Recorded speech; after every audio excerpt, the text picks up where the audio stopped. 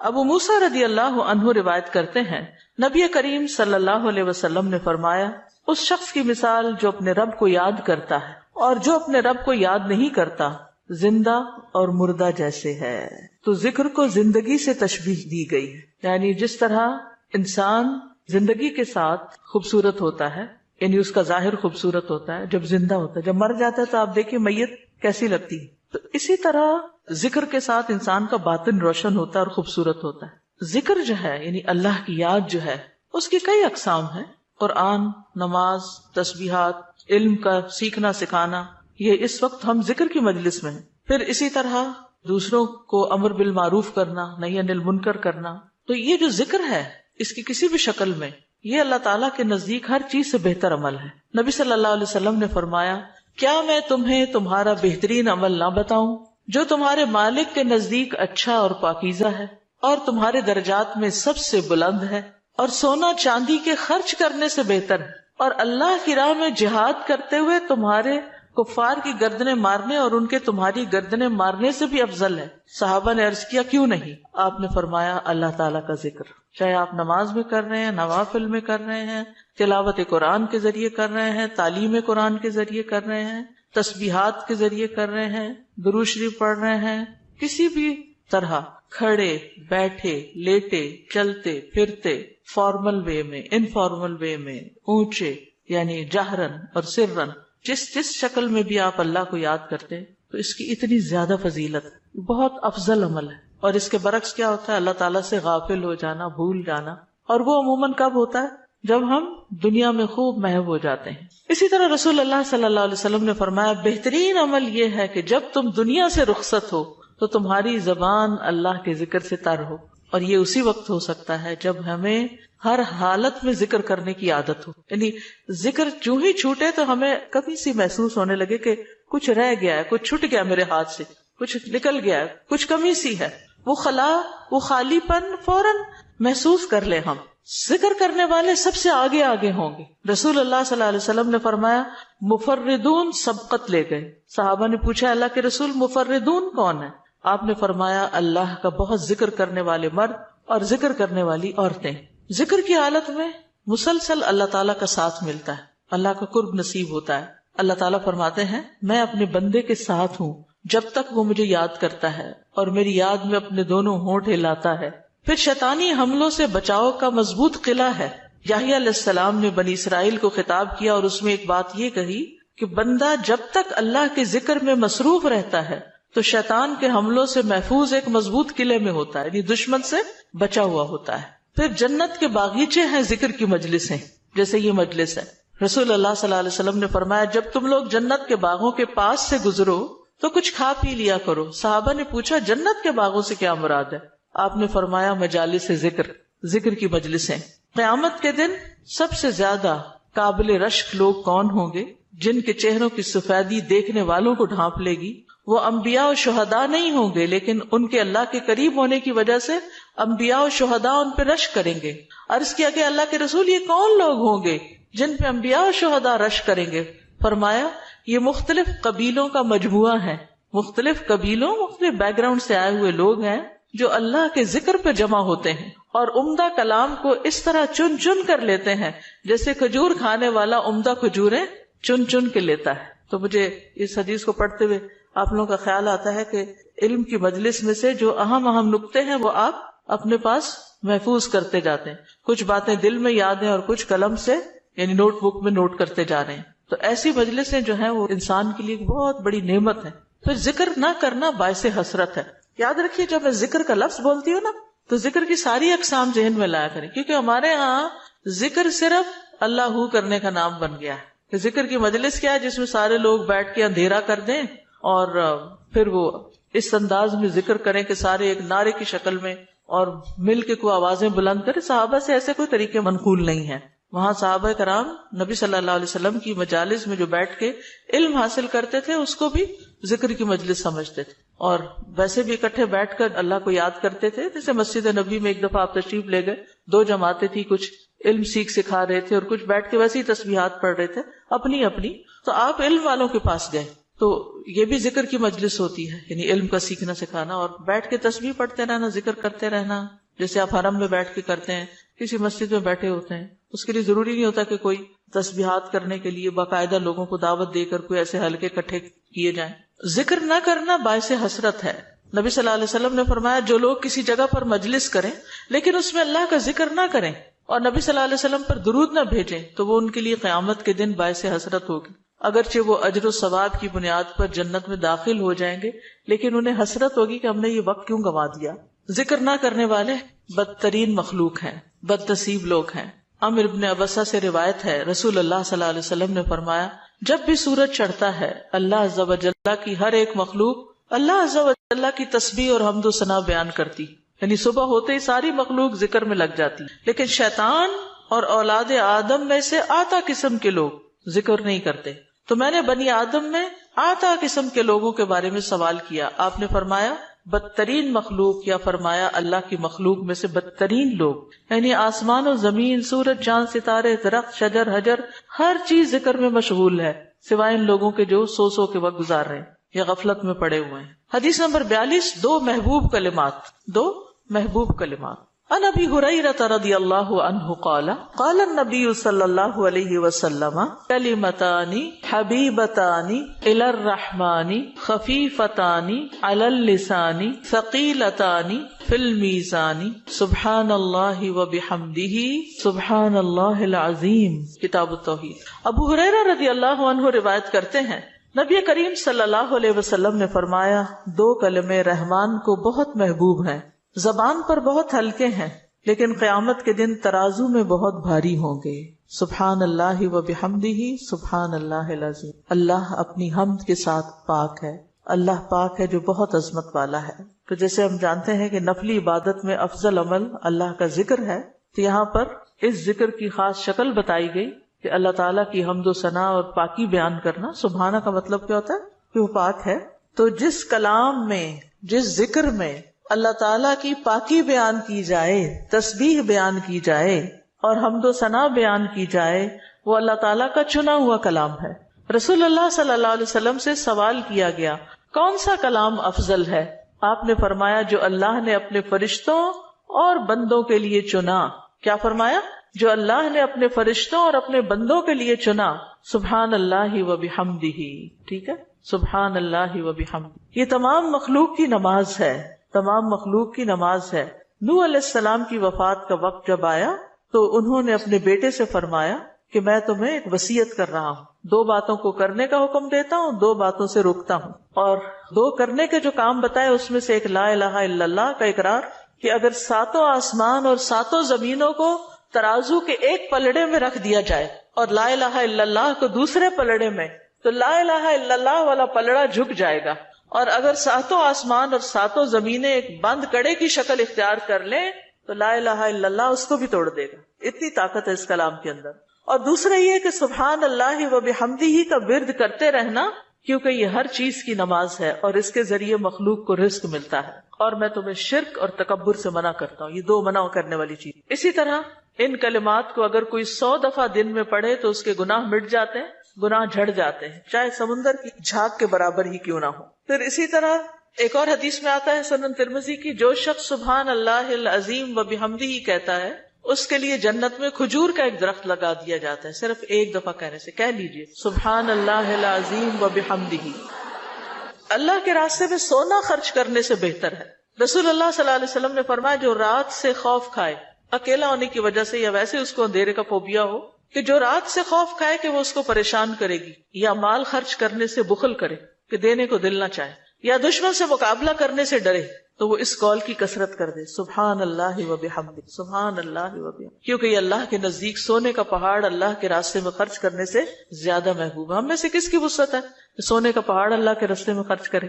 نہیں کر سکتے، تو اس لیے اس کلمے کو ہی زیادہ سے زیادہ پڑھ لینا چاہیے۔ اسی طرح سبحان اللہ، لا الہ الا اللہ، الحمدللہ، یہ کلمات عرش کے ارد گرد چکر لگاتے ہیں اور ان کی بھنبھناہٹ ہوتی، شہد کی مکھیوں کی بھنبھناہٹ کی طرح، اور وہ اپنے ذکر کرنے والے کی اللہ کے ہاں یاد دلاتے ہیں۔ تو آپ نے فرمایا کیا تم میں سے کوئی یہ پسند نہیں کرتا کہ اس کے لیے کوئی ایسا ہو جو ہمیشہ اللہ کے ہاں اس کی یاد دلائی جاتے رہے، یعنی کوئی ایسا طریقہ ہو کہ ہمیشہ عرش کے ارد گرد آپ کا ذکر ہوتا رہے.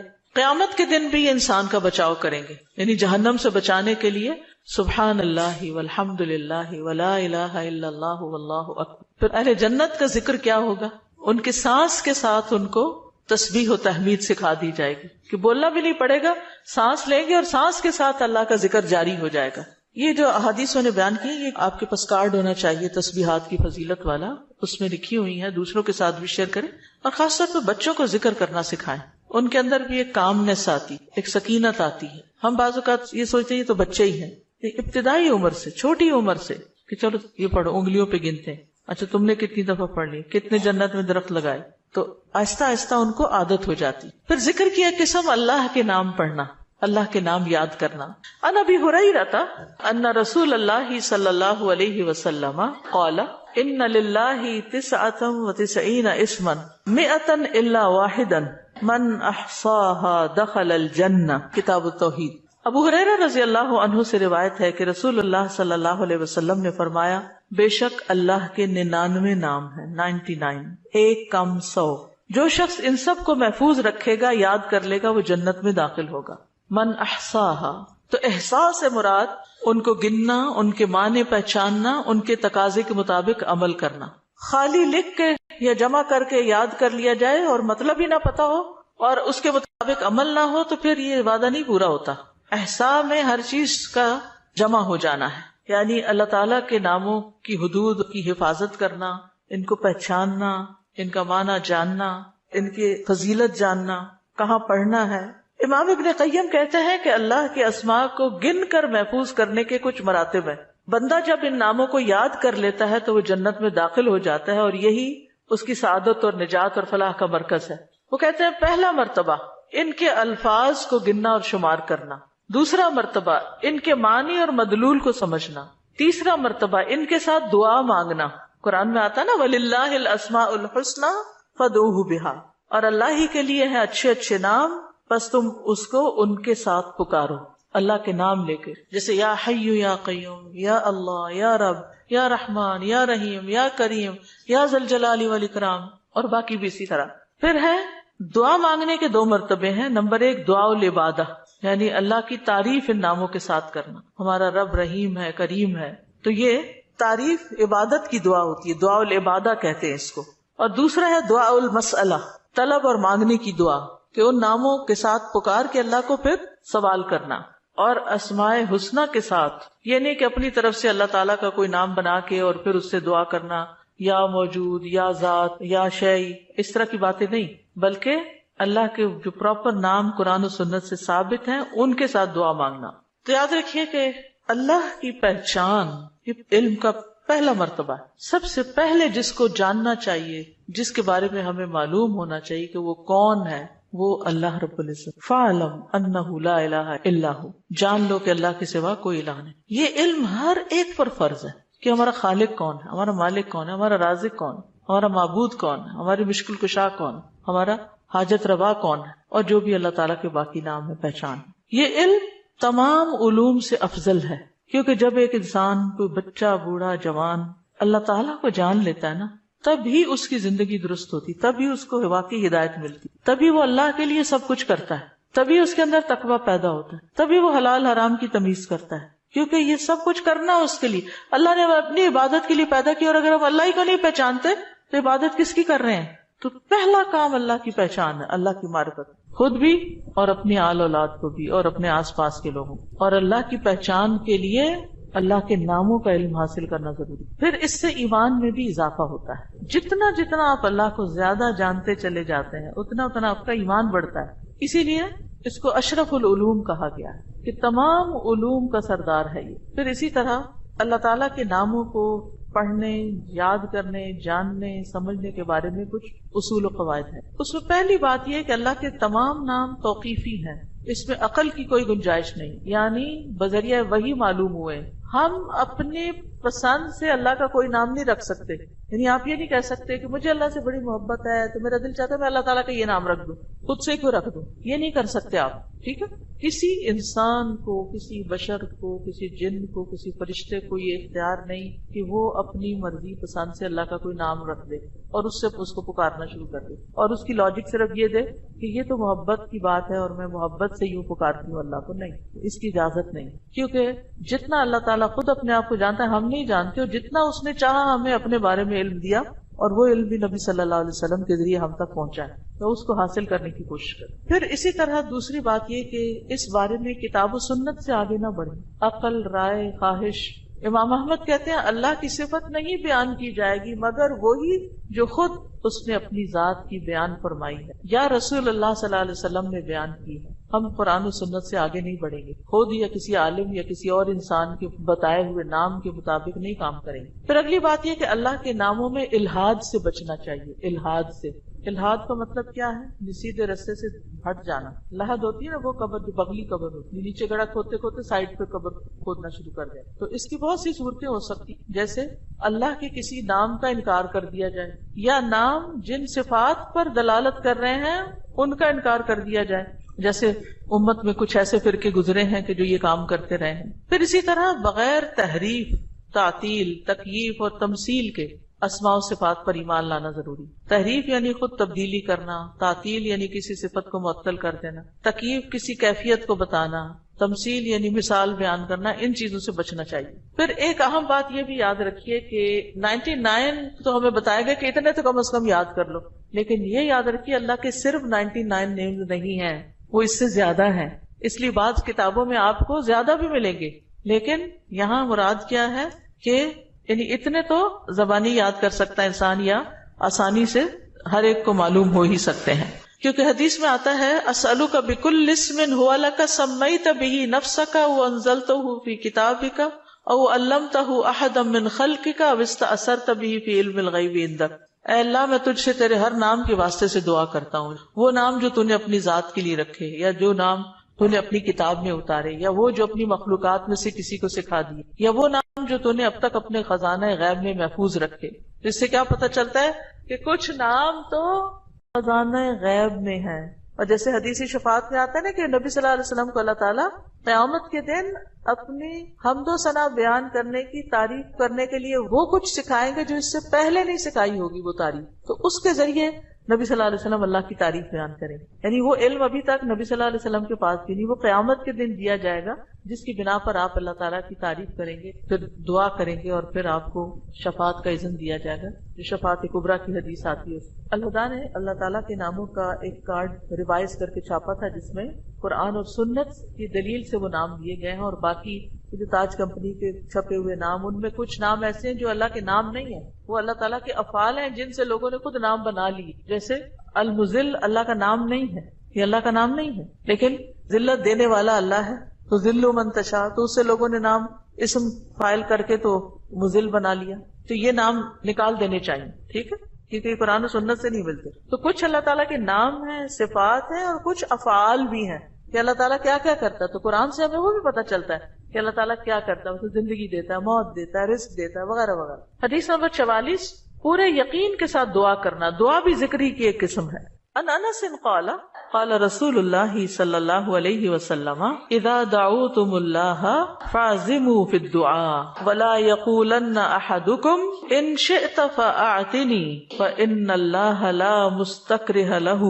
انس رضی اللہ عنہ روایت کرتے ہیں کہ رسول اللہ صلی اللہ علیہ وسلم نے فرمایا, جب تم اللہ کو پکارو تو پکارنے میں عزم رکھو, یعنی اچھی طرح پکارو, اور تم میں سے ہرگز کوئی یوں نہ کہے کہ اگر تو مجھے چاہے تو عطا کر دے, چاہے تو نہ کرے. یعنی لکھا ہوا نہیں یہاں, لیکن مطلب یہی بنتا ہے, کیونکہ اللہ کو کوئی بھی مجبور نہیں کر سکتا. ٹھیک ہے, تو یہاں دعا مانگنے کا ادب سکھایا گیا ہے کہ دعا پورے یقین کے ساتھ مانگنی چاہیے. یا اللہ تو دے سکتا ہے, تو مجھے عطا کر. یہ نہ کہے تو چاہے تو عطا کر, وہ تو دینے پہ قادر ہے, اس سے پورے یقین اور عزم کے ساتھ دعا کریں. اسی طرح دعا مانگنے کے کچھ اور آداب بھی ہیں. مسئلہ یہ کہ غافل دل سے دعا نہ کریں, کیونکہ اللہ تعالیٰ بے پرواہ دل کی دعا قبول نہیں کرتا. پھر یقین سے دعا کریں کہ قبولیت کا یقین ہو کہ نہیں اللہ تعالیٰ سنتا ہے, یہ نہیں پتہ نہیں سنے گا کہ نہیں، بہت مانگی ہے ابھی تک تو ہماری بات نہیں مانی گئی، پتہ نہیں آگے کیا ہوگا، میری تو سنتا ہی نہیں، نعوذ باللہ ایسی باتیں نہیں کرنی چاہیے. آپ کہ اللہ آپ کے تو بس میں ہے سب کچھ، آپ تو سب کچھ کر سکتے ہیں. پھر اسی طرح بغیر ہچکچاہٹ کے رب سے دعا کرنی چاہیے. کس سے؟ بغیر ہچکچاہٹ کے، پورے یقین سے. نبی صلی اللہ علیہ وسلم نے فرمایا جب تم میں سے کوئی آدمی اللہ کے سامنے اپنی خواہش کا اظہار کرے تو وہ زیادہ سے زیادہ مانگے، کیونکہ وہ اپنے رب سے مانگ رہا ہوتا ہے عز و جل سے، وہ سب کچھ کر سکتا ہے. پھر خشوع و خضوع اور عاجزی سے مانگے. ادعوا ربکم تضرعا وخفیا انہ لا يحب المعتدین. پھر گریہ و زاری، رو دھو کے مانگے. آپ دیکھیں کس طرح بچے جب انہیں کوئی چیز چاہیے ہوتی ہے تو بلا وجہ بھی رونا شروع کر دیتے ہیں. تکرار اور اصرار سے دعا کریں. نبی صلی اللہ علیہ وسلم بعض اوقات 3 بار ایک دعا دہراتے تھے. آپ نے فرمایا جس شخص نے 3 بار اللہ سے جنت مانگی تو جنت کہتی ہے اللہ اسے جنت میں داخل کر دے، اور جو شخص 3 مرتبہ آگ سے پناہ مانگے تو دوزخ کہتی ہے اللہ اس کو آگ سے پناہ دے دے. پھر دعا میں جلد بازی نہ کریں. تو بندہ جب تک جلد بازی نہ کرے دعا قبول کی جاتی رہتی. یعنی جلد بازی کیا ہے کہ مایوس ہو کے انسان تھک جائے اور دعا مانگنا چھوڑ دے، یہ نہیں ہونا چاہیے. جی استاذہ، جو اللہ تعالیٰ کے جو نام ہے اور جو ان کے صفات ہیں یہ ریلیٹ کرتے ہیں نا آپس میں؟ اس کی ساری صفات اس کے ناموں میں، یعنی ناموں میں ہی اس کی صفات، یعنی ذکر کی ایک قسم جو ہے نا غور و فکر بھی ہے کائنات میں، اور اس کے ذریعے اللہ کو یاد کرنا. کیونکہ جتنی تقصیر ہم کرتے ہیں کمی کوتاہی دعا میں وہ اسی وجہ سے کرتے ہیں کہ ہمیں اللہ کی پہچان نہیں ہوتی. آپ دیکھیے جب ہمیں لوگوں کی پہچان ہوتی ہے نا کہ کون کتنا سخی ہے تو ہمیں اس سے اسی کے مطابق توقع ہوتی.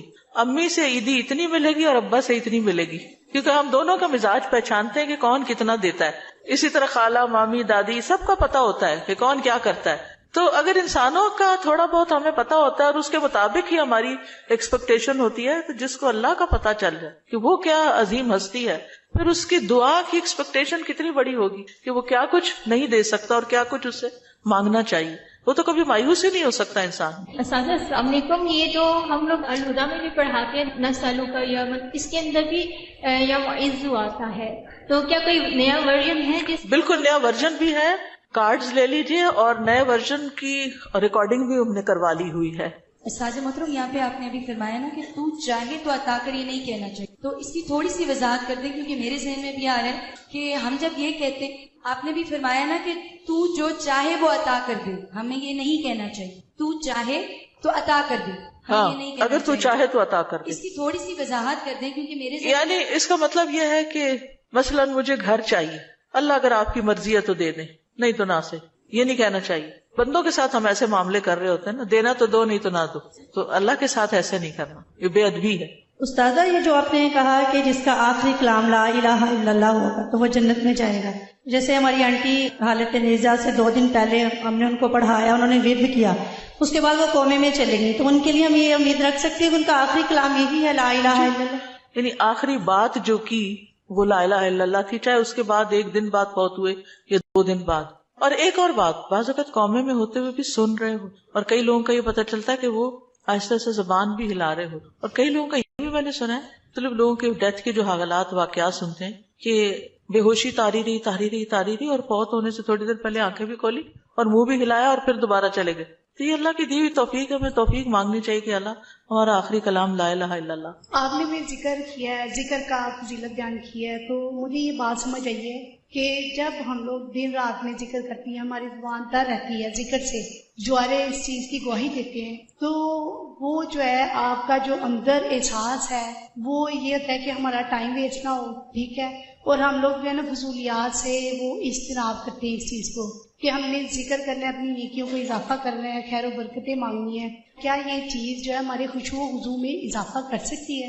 ذکر کے تو بہت سی برکات ہیں، اور اس میں سے یہ بھی ہے. 2 چیزیں جو ہے نا ذکر میں بڑا فائدہ دیتی ہے. ایک ہے کہ ٹارگٹ ڈیلی سیٹ کرے، جیسے 100 دفعہ یہ سبحان اللہ و بحمدہ کہا گیا، یہ منیمم بیئر منیمم ہے کہ آپ یہ 100 دفعہ سورج نکلنے سے پہلے اور سورج غروب ہونے سے پہلے پڑھ لیں، عصر کے بعد.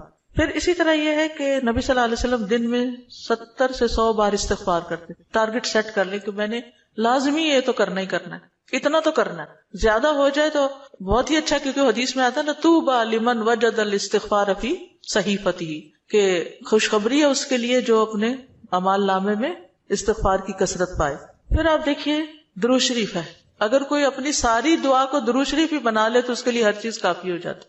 کم از کم ایک تسبیح درود شریف کی، اور اگر وہ نہیں نصیب تو صبح 10 دفعہ، شام 10 دفعہ، دن کا آغاز اختتام تو لازمی درود شریف کے ساتھ ہو. پھر اسی طرح لا حول ولا قوت الا باللہ ہے جنت کے خزانوں میں سے. اگر ہمیں دنیا کا کوئی خزانہ بتایا جائے تو ہم لوٹنے چلے جائیں اس کو، ٹھیک ہے، جنت کا خزانہ ہے وہ اکٹھا کرنے کے لیے. اس کی تسبیح کر لیں، لا الہ الا انت سبحانک انی کنت من الظالمین، کم از کم 100 دفعہ پڑھ لیں. 100 دفعہ نہیں، 10 دفعہ ہی رکھ لیں، لیکن ڈیلی پڑھیں.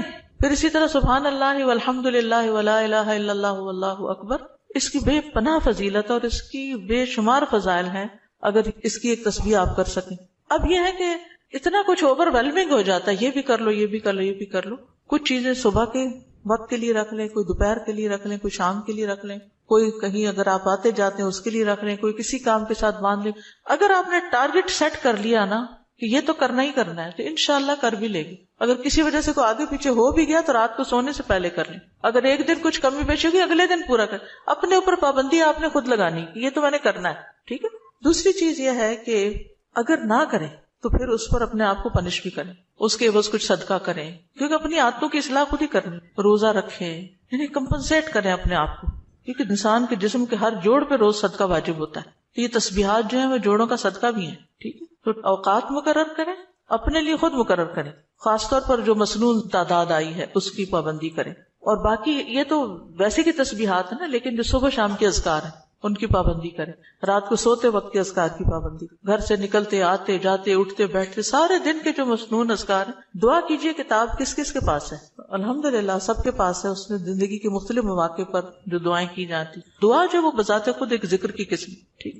فَإِذَا قَالَ سُبْحَانَكَ اللَّهُمَّ وَبِحَمْدِكَ وَأَثْنَى عَلَى اللَّهِ تَعَالَى بِمَا هُوَ أَهْلُهُ فقد خرج عن الغفلة التي هي حجاب أيضا بينه وبين الله تعالى وأتى بالتحية والثناء الذي يخاطب به الملك عند الدخول عليه تعظيما له وتمجيدا ومقدمة بين يدي حاجته فكان في هذا الثناء من أدب العبودية وتعظیم المعبود ما يستجلب به اقباله علیہ ورضاہ عنہ واسعافہ بحوائجہ.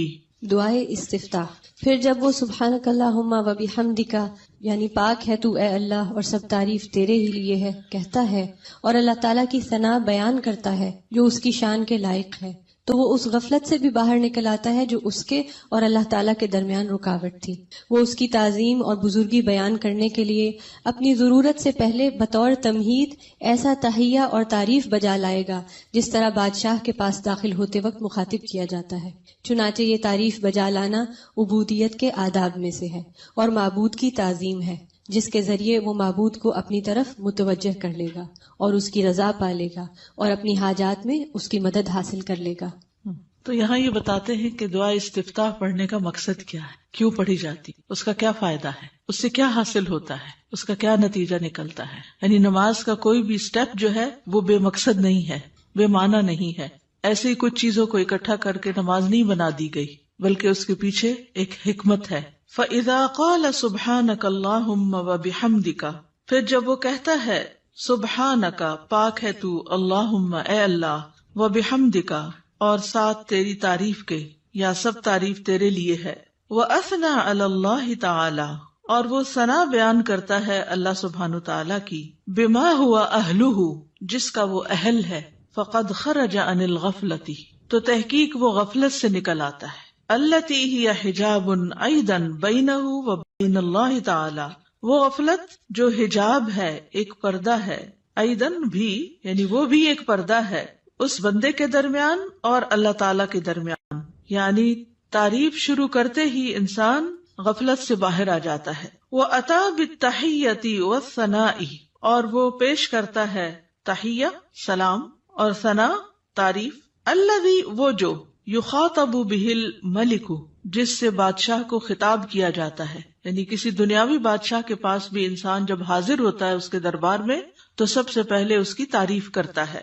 عند الدخول علیہ اس کے پاس داخل ہونے کے وقت، تعظیما لہ و تمجیدا اس کی تعظیم کرتے ہوئے اور اس کی بزرگی بیان کرتے ہوئے، ومقدمتا بین یدی حاجتہ اور اپنی حاجت پیش کرنے سے پہلے تمہید کے طور پر، مقدمہ تمہید یعنی مقدمے کے طور پر، فکان فی ھذا الثناء، تو یہ تعریف جو ہے اس میں، من ادب العبودیتی، یہ عبودیت کے آداب یا مینرز میں سے ہے، وتعظیم المعبودی، اور معبود کی تعظیم ہے، یعنی یہ اللہ سبحانہ تعالیٰ کی تعظیم کے لیے ہم ثنا پڑھتے ہیں شروع میں، سبحانک اللہم وبحمدک وتبارک اسمک وغیرہ، ما یستجلب بہ اقبالہ علیہ، جس کے ذریعے وہ کھینچ لاتا ہے یا متوجہ کر لیتا ہے اللہ سبحانہ تعالیٰ کی توجہ اپنی طرف، اقبالہ علیہ، اس کی توجہ اپنی طرف، ورضاہ عنہ، اور اس کی رضا، واسعافہ بحوائجہ، اور اس کی مدد کرنا۔ اسعاف آپ نے دیکھا ہوگا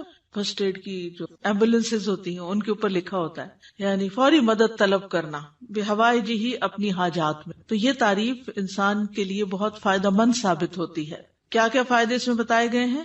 نمبر 1، انسان غفلت سے نکل آتا ہے، ٹھیک ہے، خرج عن الغفلۃ التی ہی حجاب ایضا بینہ و بین اللہ تعالی۔ دوسری بات کیا ہے کہ وہ ملاقات سے پہلے یا ابتدا میں، جیسے کسی بھی بادشاہ کے پاس جانے کا ایک ادب، ایک پروٹوکول ہوتا ہے، تو یہاں بندہ تحیہ اور ثنا سے کام لیتا ہے، اور اس سے کیا فائدہ ہوتا ہے کہ ایک تو جو ہمارے اوپر ادب آداب کا حق ہے وہ ادا ہوتا ہے، دوسری طرف یہ کہ معبود کی تعظیم ہوتی ہے، معبود یا رب ہماری طرف متوجہ ہوتا ہے، وہ راضی ہوتا ہے، اور بندے کی مدد کرنے میں وہ جلدی کرتا ہے۔ تو یہ فائدے ہیں دراصل ثنا پڑھنے کے۔ حقیقت یہ ہے کہ اللہ سبحانہ تعالیٰ کی ذات ہی قابل تعریف ہے۔ سورۃ ہود میں آتا ہے، انہ حمید مجید، بے شک وہ بے حد تعریف کیا گیا، بڑی شان والا ہے، یعنی اللہ سبحانہ تعالیٰ کی شان بڑی بلند ہے، تو اس کی تعریف ہونی ہی چاہیے۔ دنیا میں آپ دیکھیں کہ کسی انسان نے اگر کوئی اچیومنٹ کی ہو، کوئی بڑا کام کیا ہو، تو دور بیٹھے بھی لوگ، نہ جاننے والے بھی اس کی تعریف کرتے رہتے ہیں کہ بڑا کمال کیا اس نے، فلاں چیز ایجاد کر دی ہے، فلاں چیز بنا دی ہے، فلاں کام کیا۔ تو اس بندے کو نہیں پتا ہوتا کہ کون کون اس کی تعریفیں کر رہا ہے، لیکن جب اس کی ذات سے کسی کو فائدہ پہنچتا ہے تو جس کو فائدہ پہنچتا ہے وہ خود ہی تعریف کے لیے آگے آ جاتا ہے۔ تب آپ دیکھیے کہ اللہ سبحانہ تعالیٰ کی ذات سے ہمیں کتنا فائدہ پہنچ رہا ہے اور کیا کیا کمالات ہیں۔ یعنی کسی کی بھی تعریف کرنے کی 2 بڑی وجوہات ہوتی، ایک اس کے کمالات اور دوسرا اس کی ذات سے فائدہ کتنا پہنچ۔ تو یہ دونوں چیزیں کامل درجے میں اللہ تعالیٰ کے اندر موجود ہیں۔ ہمارے پاس جو بھی کوئی نعمت ہے وہ اللہ ہی کی طرف سے ہے، اور ہر چیز میں اس کا کمال ہے، تخلیق میں اور رزق پہنچانے میں، اور جتنے بھی اس کے نام ہیں کامل صفات اور اسماء ہیں، تو اس لیے اس کی تعریف تو ہونی ہی چاہیے۔ تو نماز کے بالکل آغاز میں یہی سب سے مناسب جگہ ہے کہ جہاں تعریف ہو، اس کی حمد و ثنا ہو، کیونکہ وہ اس لائق ہے کہ اس کی حمد و ثنا کی جائے۔ یعنی آپ دیکھیے کہ جب کوئی حمد و ثنا کے لائق ہوتا ہے تو اس کی اگر کوئی تعریف نہیں بھی کرے تو اس کو تو کوئی نقصان نہیں، کیونکہ وہ تو ہے ہی قابل تعریف۔ نقصان کس کا ہوتا ہے کہ جو دیکھ رہا ہے، جو فائدہ اٹھا رہا ہے، وہ چپ بیٹھا ہے، وہ کوئی تعریف نہیں کر رہا۔ اور یہ تعریف جو ہے یہ دراصل شکر ادا کرنے کا ایک طریقہ ہوتا ہے، اور اللہ کا وعدہ ہے کہ اگر تم شکر ادا کرو گے تو میں تمہیں اور زیادہ دوں گا۔ تو اس احساس کے ساتھ جب انسان اللہ کی تعریف بیان کرتا ہے تو دراصل اللہ سبحانہ تعالیٰ کو بندہ اپنے قریب پاتا ہے، اس سے کنیکشن ہو جاتا ہے اس کا، اور یہ سراسر بندے کے اپنے ہی فائدے میں۔ ہمارا تعریف کرنا اللہ تعالیٰ کی اللہ تعالیٰ کو فائدہ نہیں دیتا، یہ دراصل خود ہم ہی کو فائدہ دے رہا ہوتا ہے، کیونکہ تعریف کرنے کا بھی ایک مزہ ہوتا ہے، کیونکہ تعریف کرنے والا صرف اس وقت تعریف کر سکتا ہے جب وہ کسی خوبی کو دیکھنے کے قابل ہوتا ہے۔ یعنی اگر ہم تعریف کرتے ہیں تو اس کا مطلب یہ ہے کہ ہمارے اندر یہ صلاحیت ہے کہ ہم خوبیوں کو دیکھ پاتے ہیں۔ تو اس میں صرف ممدوح کی حمد نہیں ہوتی یا اللہ سبحانہ تعالیٰ ہی کی تعریف نہیں ہوتی، بلکہ ایسا بندہ بھی ایسے خالق کے ساتھ جب جڑتا ہے تو وہ بھی قابل تعریف ہو جاتا ہے۔ یعنی وہ بندہ بھی قابل تعریف ہو جاتا ہے جو اپنے خالق کی تعریف کرتا ہے، کیونکہ ناشکرے لوگ کسی کو بھی اچھے نہیں لگتے، پسند نہیں آتے، اور وہ لوگ جو اپنی آنکھیں ہی بند رکھیں اور غفلت کا شکار رہیں اور سوئے پڑے رہیں